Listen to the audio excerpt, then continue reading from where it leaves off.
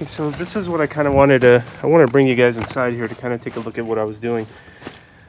I was essentially trying to see which direction would be better as far as where to put your backpack. Initially I started at the feet. What happened was I ended up having absolutely no space where my head was. I mean, literally it was maybe 4 inches above my head.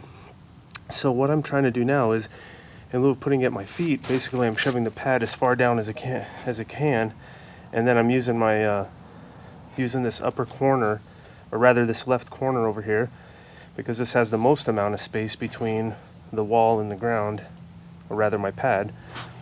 And the pack, as you can see, is right over here at my head.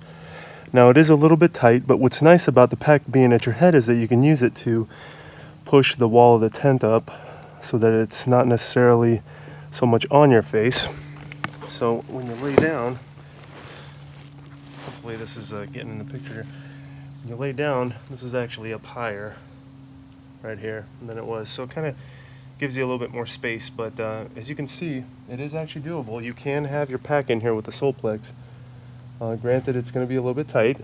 As you can tell, I'm starting to sweat. It's a little bit warm in here, and just adding more gear into here really just gives it a lot less options to breathe. But nonetheless, it is doable. That was one of the questions I had about the Solplex. Can I actually bring my gear in with me? And yes, you can. You have to be ultra disciplined with your gear. That's the one thing that I'm starting to realize with this Solplex. It's absolutely doable. I mean, you have corners, you know, you put stuff over there easily. Just shove stuff in a corner. You can keep your water right outside and just open up the tent as you need it. So it's certainly doable. It is definitely a smaller space, but it is doable. And but again, you have to be ultra disciplined with your gear. Essentially, you take out just the essentials of what you need and leave those maybe strewn about, and the rest of it goes in your pack. Now, granted, one other thing too that I want to mention, the pack is not going to be as big as it is right now. I mean, I just have a pillow in there, but for the most part, it's, you know, doable, and it'll probably be a little bit easier because the pack won't be so full of stuff. But essentially, you just take out the things that you need, put everything else back in your backpack, and that's how you can kind of deal with some of the space issues that are in the Solplex and actually have your gear in the tent with you. If one wanted to, they could probably put their shoes in the corner over there and then just keep stuff on the sides over here.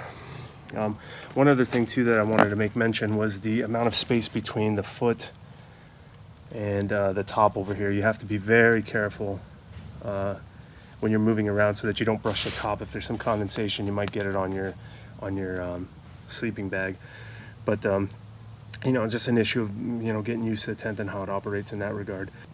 One other thing that I notice is that it sleeps best if you're sleeping on your side. And let me explain myself here before we get that.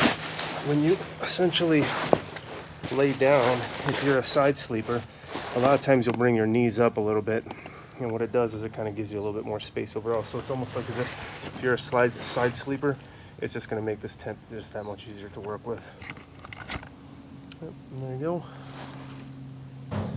So yeah, for the most part, this is a great tent.